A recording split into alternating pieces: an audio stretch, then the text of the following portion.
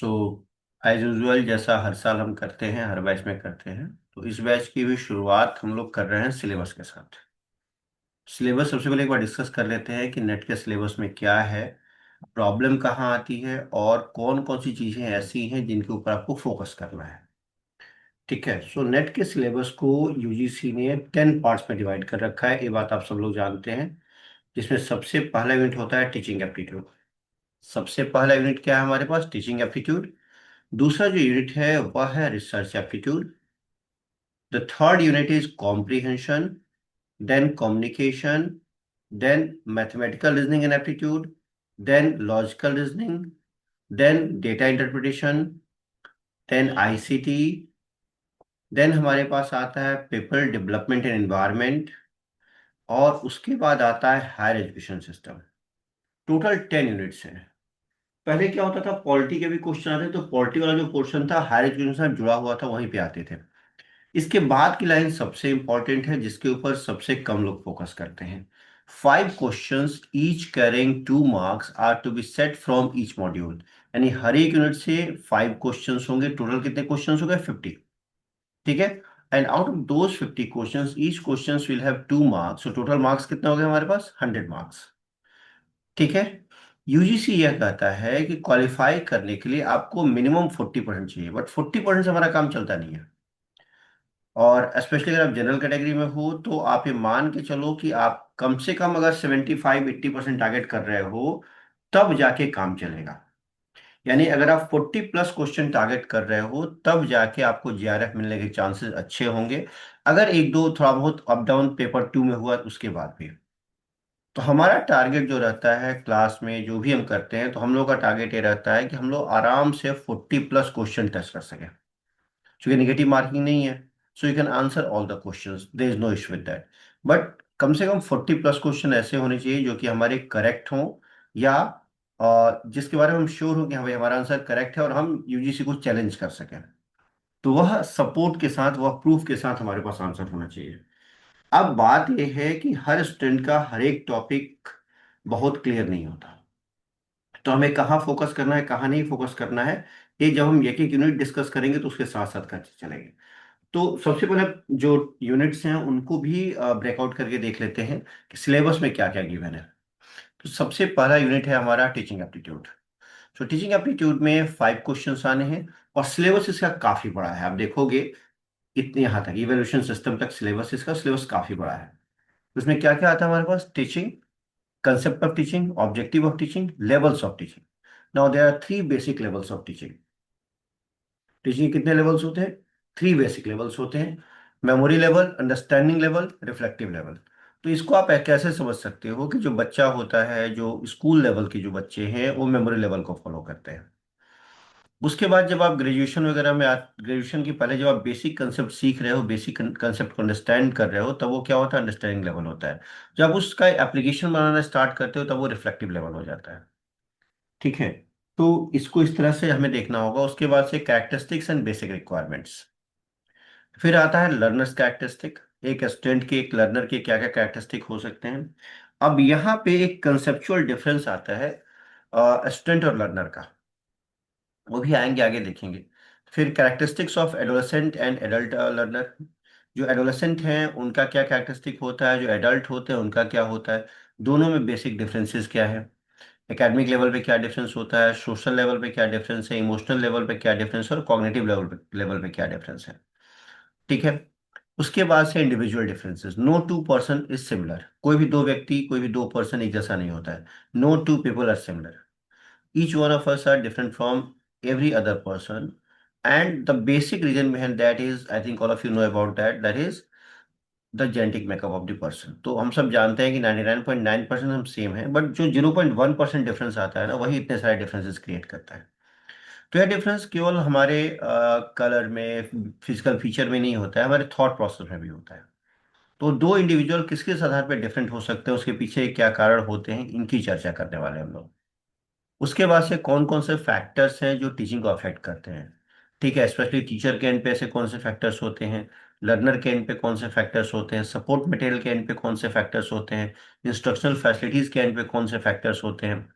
Learning environment के field के and पे कौन से फैक्टर्स होते हैं, और इंस्टीट्यूशंस के एंड पे कौन से फैक्टर्स होते हैं।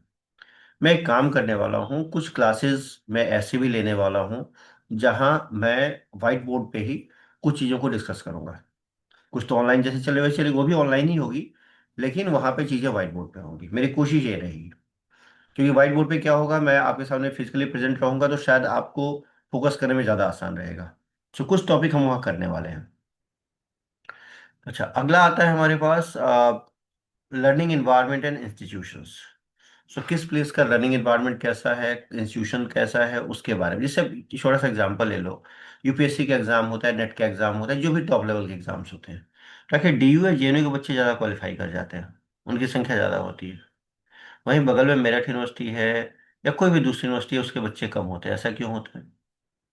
भाई दोनों जगह हायरिंग का बेसिस तो सेम है, हायरिंग तो सेम बेसिस पे होता है।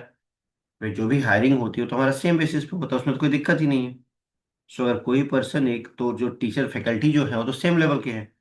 अब अगर फैकल्टी हमारे सेम लेवल के हैं तो फिर डिफरेंस कहाँ आता है, क्या कारण है कि एक जगह पे बच्चे जो हैं वो ज़्यादा जल्दी क्वालिफाई करते हैं, एक जगह बच्चे बाद में क्वालिफाई करते हैं, कम बच्चे क्वालिफाई करते हैं। तो ये सब चीज़ें, तो लर्निंग एनवायरनमेंट, इसके ऊपर सबसे बड़ा इम्पैक्ट किसका होता है, लर्निंग एनवायरनमेंट का। उसकी चर्चा भी करेंगे। उसके बाद methods of teaching in institutions of higher learning. Higher learning institution जो है, जैसे यूनिवर्सिटीज वगैरह में, कॉलेज में कौन कौन से मेथड्स ऑफ टीचिंग आते हैं। तो वहाँ पे दो तरह के टीचिंग मेथड का यूज होता है। एक होता है टीचर सेंट्रिक, जो लेक्चर होता है, जो अभी हम लोग कर भी रहे हैं। दूसरा होता है स्टूडेंट सेंट्रिक, जो बेसिकली आपका प्रोजेक्ट बेस्ड है, या कई बार कुछ और भी चीज़ें आती हैं। ठीक है, तो उसकी चर्चा हम लोग करने वाले हैं। ऑफलाइन और ऑनलाइन मोड मेथड्स में क्या क्या डिफरेंसेस है, स्वयं क्या है, स्वयं प्रभा क्या है, मूक क्या है, इन सबों के बारे में भी चर्चा होगी। वैसे स्वयं पे कई बार क्वेश्चन आ चुका है, स्वयं प्रभा पे भी क्वेश्चन आ चुका है, मूक वगैरह पे भी क्वेश्चन आता रहता है। मूक का फुल फॉर्म होता है मैसिव ओपन ऑनलाइन कोर्स। तो इन सबों के ऊपर क्वेश्चंस आते रहे लगातार। अगला टीचिंग का जो पोर्शन है वो क्या है, टीचिंग सपोर्ट सिस्टम। तो टीचिंग को सपोर्ट करने वाले कौन कौन सिस्टम्स हैं। नॉर्मली हम लोग एक टर्म यूज करते हैं, teaching add. So it is basically a teaching add in advance mode. Teaching add के ही बारे में पढ़ना है आपको, लेकिन एडवांस मोड में पढ़ना है। तो कौन कौन से ट्रेडिशनल मेथड्स हैं। ध्यान रखना, यहाँ ट्रेडिशन का मतलब इंडिया के ट्रेडिशन से नहीं है। यहाँ ट्रेडिशन का मतलब है कि जो एजुकेशनल या जो टीचिंग का पैटर्न हम यूज कर रहे हैं, जो एजुकेशनल मेथड हम यूज कर रहे हैं, उसका ट्रेडिशन क्या है। तो अब इसमें आपको ये ध्यान रखना है कि इंडिया का में इसका ओरिजिन नहीं है, इसका ओरिजिन क्या है, यूरोप है। ठीक है, इसका ओरिजिन क्या है, यूरोप है। यूरोप में भी कौन सा टाइम पीरियड है, रेनेसा पीरियड है। रेनेसा पीरियड के बाद से ये वाला जो टीचिंग मेथड है वो इवॉल्व हुआ है वहाँ पे। तो ट्रेडिशनल का मतलब उनके लिए जो है वो है वहाँ पे इवॉल्व जो सिस्टम है उसमें क्या क्या चीजें थी। और मॉडर्न का मतलब ये है कि उन्होंने किस तरह से अपने आप को चेंज किया है, किस तरह से उन्होंने अपने आप को मॉडिफाई किया है, बदला है। जैसे जैसे अब जो मॉडर्न एजुकेशन सिस्टम है वो कहता है कि हमारा टीचिंग होना चाहिए, स्टूडेंट सेंट्रिक होना चाहिए, बच्चे के ऊपर स्ट्रेस कम होना चाहिए, उसका फिजिकल डेवलपमेंट भी होना चाहिए। इस तरह की चीजें आती है ना। अब देखोगे इंडिविजुअल फोकस की बात आती है। तो ये सब चीजें जो है, अगर हम इंडिया के ट्रेडिशन में जाएंगे तो एंसेंट काल में थी। खैर अभी उस पर नहीं जाएंगे, ये चीज आएगी आगे, इसलिए बता रहा हूँ क्योंकि इसकी जरूरत जो है, जो मैंने अभी स्टेटमेंट दिया, इसकी जरूरत आपको कहाँ पड़ने वाली है, यूनिट 10 में। ठीक है, तो ये चीजें कई बार ओवरलैप होती हैं। सिलेबस की एक और खासियत है कि सिलेबस कई बार क्या होता है, ओवरलैप होता है। ठीक है, कुछ ऐसे टॉपिक हैं जो आपस में ओवरलैप होते रहते हैं। चलिए इससे थोड़ा सा और आगे चलते हैं। ठीक है, अगला जो है टॉपिक एजुकेशनल इवैल्यूएशन सिस्टम है, elements and types of evaluation. तो इवैल्यूएट कैसे करते हैं। ठीक है, evaluation in choice based credit system in higher education. अभी यूनिवर्सिटी में सीबीसीएस लागू हुआ है, डीयू ने सबसे पहले लागू किया था, बाकी यूनिवर्सिटीज के लिए भी लागू किया है। सो इसका क्या सिस्टम है, इसका क्या तरीका है, इसके बारे में जानेंगे। कंप्यूटर बेस्ड टेस्टिंग क्या होती है, सीबीटीज क्या है, और इवैल्यूएशन में नए नए इनोवेशंस क्या क्या है, क्या क्या नए चेंजेस हुए हैं, किस तरह चीज़ें इवॉल्व हुई हैं, किस तरह चीज़ें इनोवेट हुई हैं, इसकी जानकारी भी हमें करनी है। यानी ओवरऑल इवैल्यूएशन का जो पूरा सिस्टम है उसकी बात करेंगे। जैसे आप लोगों को जब आप एग्जाम देते हो ग्रेजुएशन में या पीजी लेवल पे, तो वो ग्रेड्स मिलते हैं। तो उन ग्रेड्स की बात है, उन सब चीज़ों की बात है।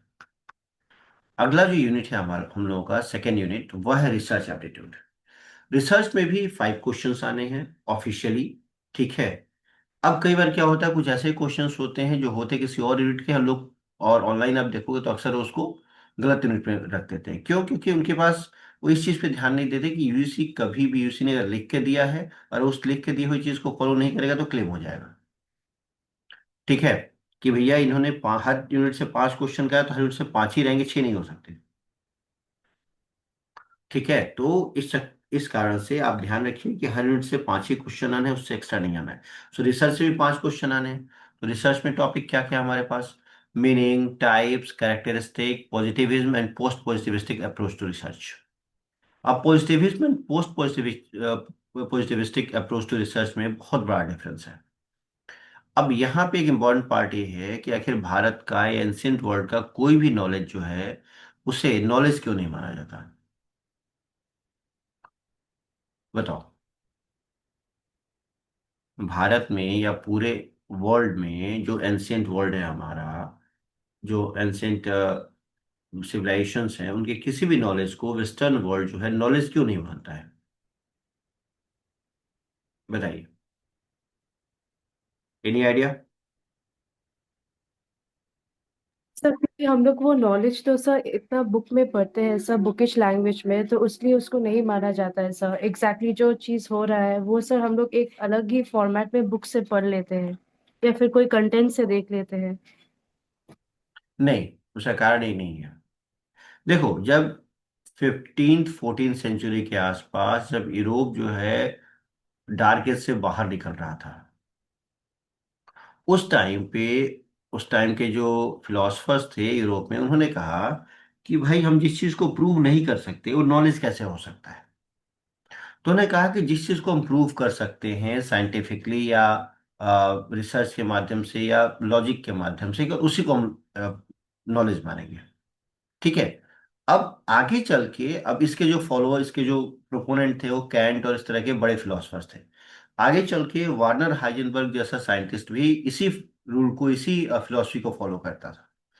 तो वार्नर हाइजेनबर्ग ने जो अपना हाइजेनबर्ग अनसर्टेनिटी प्रिंसिपल दिया, तो उन्होंने देखा कि अरे भाई, ये तो अगर हम इस कंसेप्ट को मानेंगे, जो मॉडर्निज्म हम जिसे कहते हैं, अगर हम उस कंसेप्ट को मानेंगे तो भाई मेरा तो थ्योरी एक्सेप्ट ही नहीं होगा, क्योंकि तो विज्ञान है ही नहीं। ये तो नॉलेज का पार्ट ही नहीं है, ये तो साइंस का पार्ट ही नहीं है, क्योंकि भाई हमसे प्रूफ तो कर नहीं सकते हैं। अब अगर इतना बड़ा प्रिंसिपल है जिसके ऊपर पूरा यूनिवर्स डिपेंडेंट है, अगर हम उसे प्रूव नहीं कर पाएंगे टूल्स के द्वारा, टेक्निक के द्वारा, तो क्या उसे एक्सेप्ट नहीं किया जाएगा? ये बहुत बड़ा क्वेश्चन था। तो नहीं नहीं नहीं नहीं, ऐसा नहीं है। तो उन्होंने और कुछ और लोगों ने मिलके पोस्ट मॉडर्निज्म की शुरुआत की। उसमें उन्होंने कहा कि भाई ठीक है, जो चीज, हम उन्हीं चीजों को मानेंगे जो कि हमारे लिए क्या है, हम नॉलेज के रूप में उन चीजों को मानते हैं जिनको हम किसी भी साइंटिफिक मेथड से प्रूव कर सकते हैं। ठीक है। लेकिन उन चीजों का क्या जिनको हम एग्जिस्टिंग टूल एंड टेक्नोलॉजी से प्रूव नहीं कर सकते? What can we do for that? उसके लिए हम क्या कर सकते हैं? तब ये समस्या, बहुत बड़ी समस्या खड़ी हुई, अब क्या करें?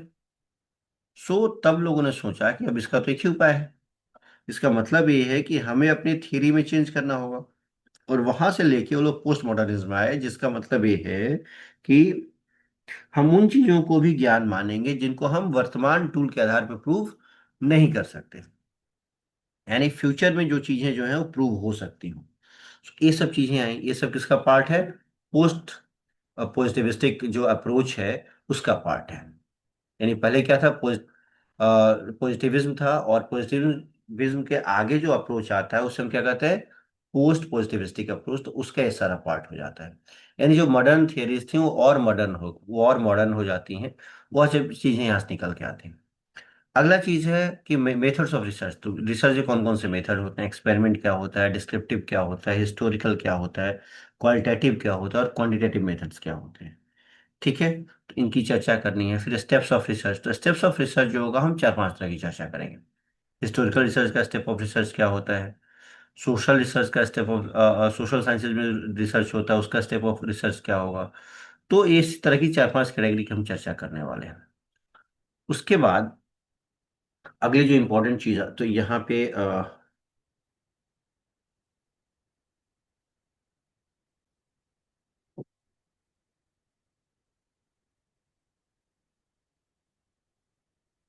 एक मिनट जाओ, लिखने की मैं कुछ कोशिश कर रहा हूँ।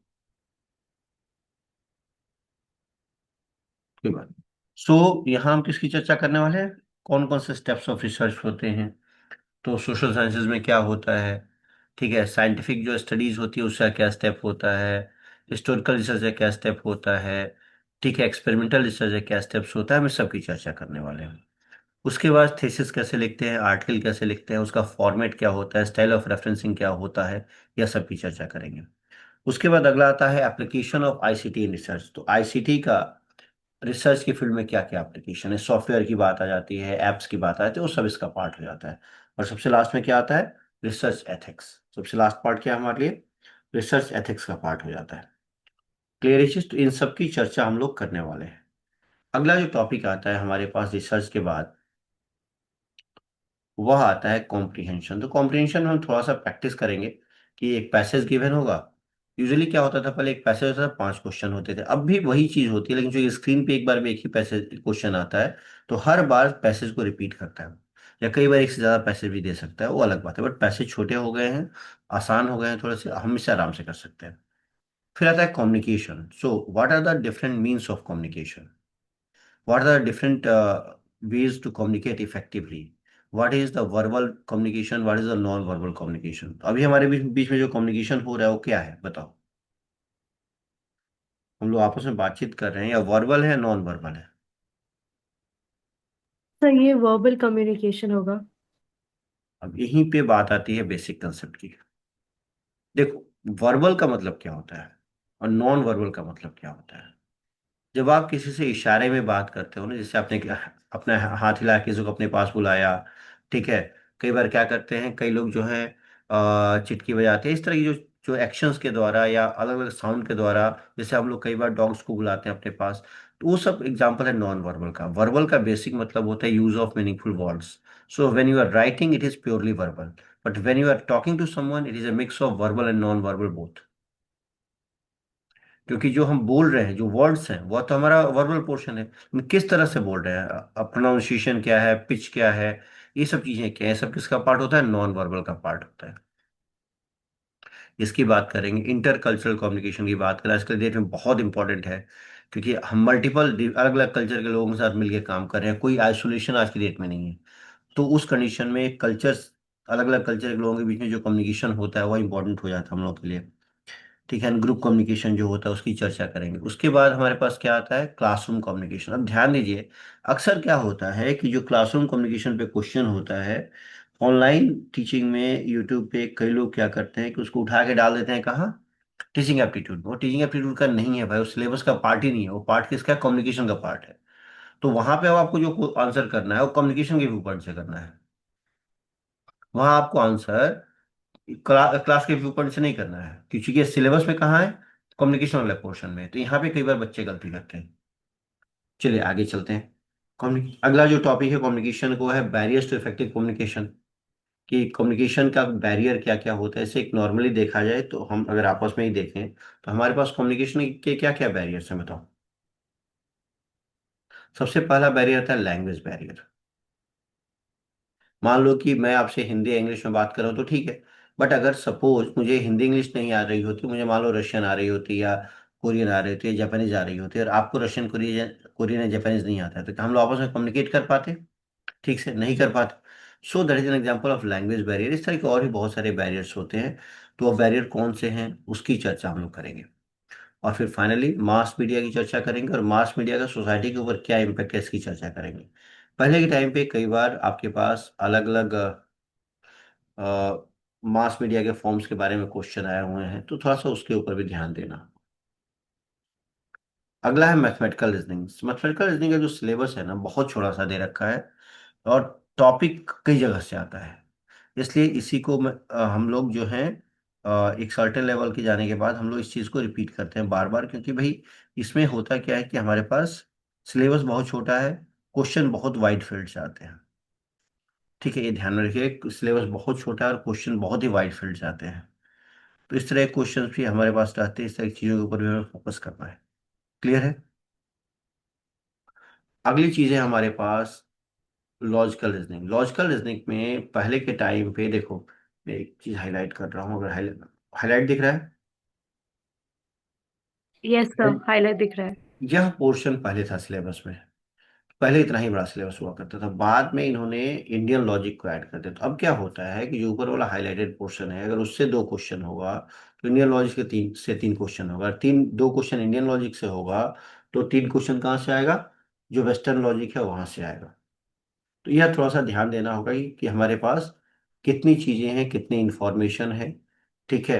और यूजुअली 3 और 2 का रेशियो इन दोनों पार्ट के बीच में रहता है, तो ये 5 क्वेश्चंस आने हैं। सो बहुत आसान होता है, बहुत ज़्यादा डिफिकल्ट नहीं होता है, क्योंकि शुरू के कुछ क्वेश्चन जो होते हैं वो बेसिक इन्फॉर्मेशन के ऊपर बेस्ड होते हैं। ठीक है, तो आप आसानी से कर सकते हैं। डिस्कस करेंगे इन चीज़ों को हम लोग, क्या क्या है हमारे पास। 7 में क्या है हमारे पास? डीआई। तो डेटा के क्या क्या सोर्सेज होते हैं, उनको कैसे एक्वायर किया जाता है, उनका क्लासिफिकेशन कैसे होता है, इसकी चर्चा करेंगे।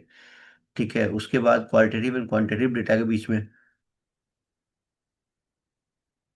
डिफरेंसेस क्या है, इसकी चर्चा करेंगे।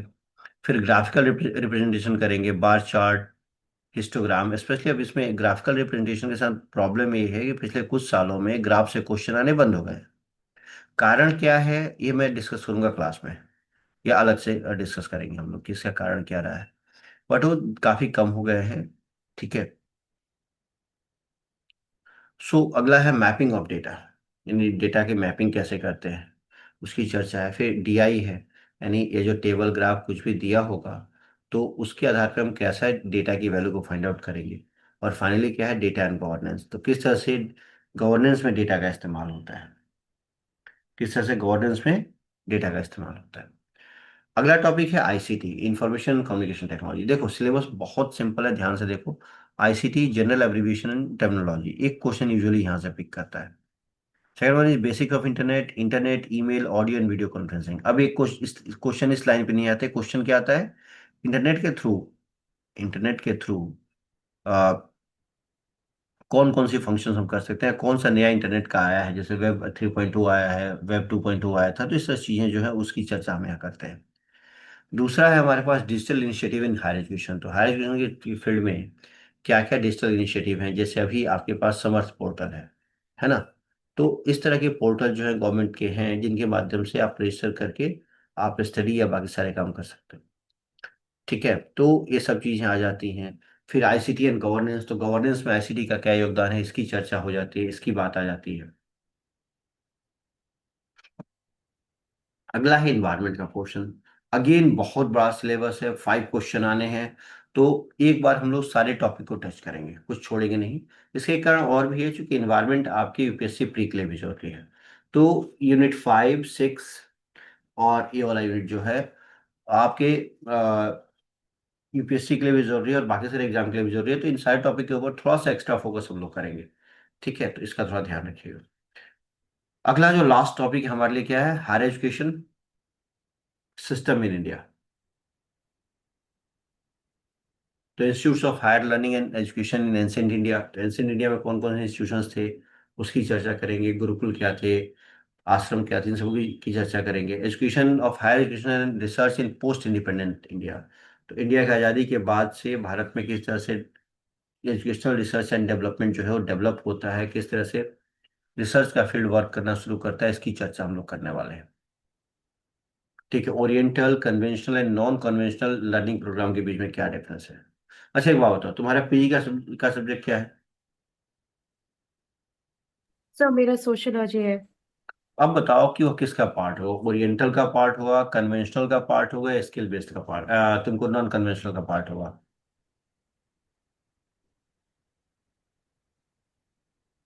सर वो तो मिक्स्ड ही जाएगा ना sir, conventional both non conventional.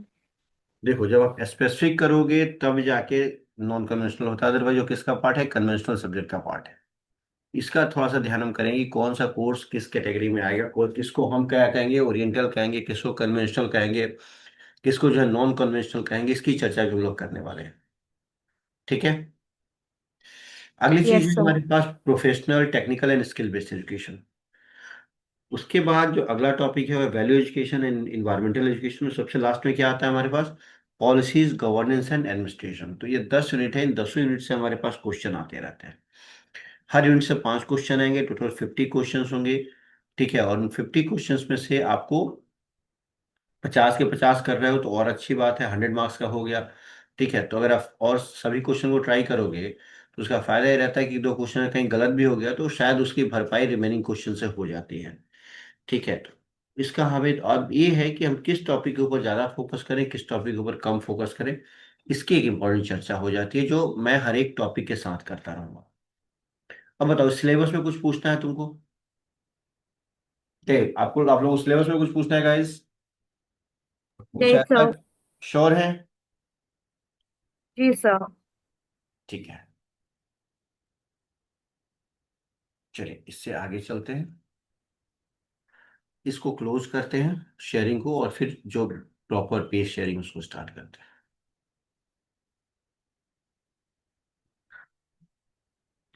तो क्लास को एक काम करते हैं ना,